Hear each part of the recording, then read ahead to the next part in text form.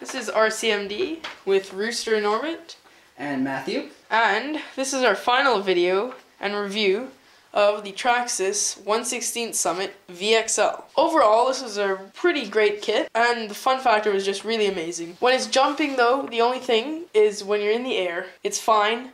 If you just let go of the throttle a bit, it'll start to pitch forward, and this is because of the weight on there's so much mass on these tires. But if you completely just stop, and it'll kind of nosedive in and it'll hit the bumper. So that's the first con. But starting off on a bad note isn't always bad. So when it's on road, in my view, it tends to flip a little bit more than the Mini Revo, which I had.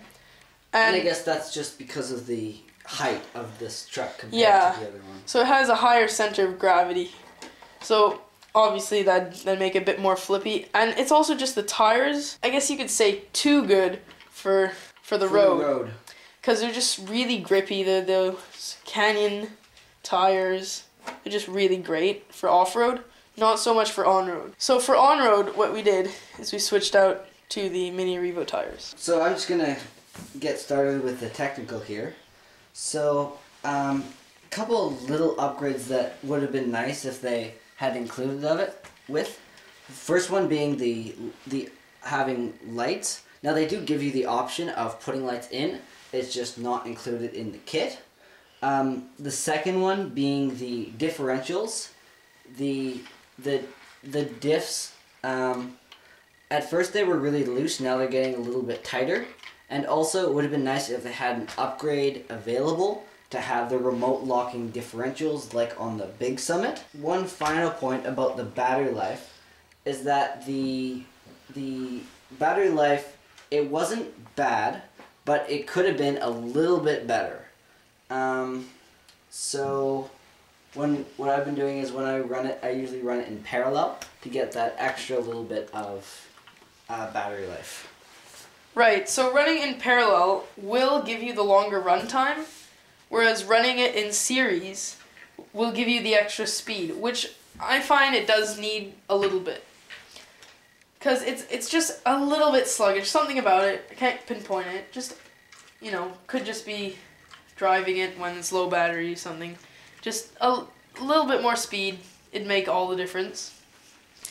Whereas running in parallel gives you all that runtime. You could go on for hours and hours if you have lots of packs in parallel. A few upgrades you can do with this are the dual servo. That's probably, if you're not going to upgrade the single servo to Metal Gear, then the first thing I would do is, if you have a spare one kicking around from my Mini Revo, is you install that right away, for sure, because almost all stock servos, they're underpowered. So once you install that, you're going to get an immediate difference in the handling, because you're going to be able to turn really quickly. The transit time gets reduced a whole lot. One thing that I did notice though, even though I said it does go a bit slow, it still goes way faster than the stock / the brushless edition. So that's pretty quick. I mean, not a lot of people are going to want to go faster than that, and it's a good speed. You know, for the kit, when you're going off-road, it's great. Also, one thing about the tire size, with this kit you get a wide variety of tires that you can put on it. As you see right now, we have the e-revo tires as well as the Summit tires on, just for demonstration. Here's a comparison of here's the Summit tires and my 1/10 scale crawling tires, and you can see that there's not much difference in between them. Whereas the Mini Revo tires, they're quite a bit smaller. So if you were to buy like a buggy tire and put it on there, this would probably work just fine. It also comes with the standard Traxxas Link remote, and that's just fine. I mean, if you have another remote with a receiver, like a Spectrum remote, it'll be fine with that. It'll be great. It's just really your preference. But the stock remote that they have with it, 2.4 gigahertz, I mean, you can't really go wrong with that. Could have a bit more features on it. But all in all, it's a decent remote for people starting off with this kit, or even experienced drivers. I would say for beginners, it's got a nice grippy rubber wheel that's a little bit squishy. So when you're turning for long periods of time, it kind of provides a little bit of comfort. And also it's got kind of a nice grip for your hand. Unfortunately, it's only right-handed for the most part. Like, it's really hard to drive it with your left hand. I mean, you can, but it's not as comfortable. Not that there are that many lefties out there, but if there are, you know, maybe no offense. consider getting another remote. I was coming from a 27 megahertz truck before this one. I was really happy getting this one because when you're going that extra speed, it's nice not to be limited to a couple, I guess I could say a couple meters. Yeah, you get the extra 2 kilometers on there, you know, depending on your remote. One thing about both the remote and how the car responds to the remote, sometimes when you're standing still and you want to go forward, then it tends to kind of not pick up. It thinks that you're braking and it'll stop and stay there, and then you kind of have to restart and try it again until it finally goes. Sometimes that can be a little bit frustrating. And I can see for sure if you were starting a race and you had to go and the car wasn't responding, then that probably wouldn't end well. So, yeah, when you're driving it, sometimes when you're going really fast, you're just gunning it the whole time, and then you stop, you brake, and it sits there a bit. The brakes are very good. Very good resistant brakes. I've had to do a front flip because I was going full speed, and then I braked full on, and it did a front flip and landed upside down. Yeah, so sometimes when you're braking and then you want to go forward right away, you got to brake, stop, and then go forward. Just because it's not that great on it, but I mean it's a really good ESC, plenty of power. I think it handles 3S lipos as well. That's great.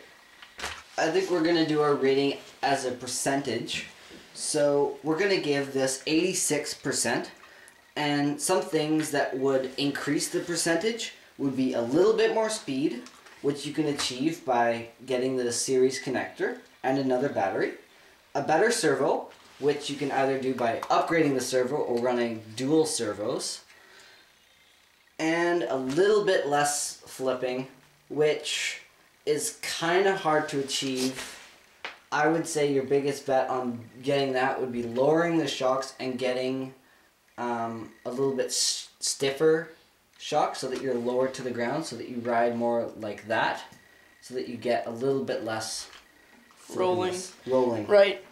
So, you know, it's a very durable truck, and I'd highly recommend it. Coming from somebody who has already gotten the 1/16 kits before, it's great. I mean, I already had a mini Revo. Even though this is Matthew's truck, I feel it's just another great one.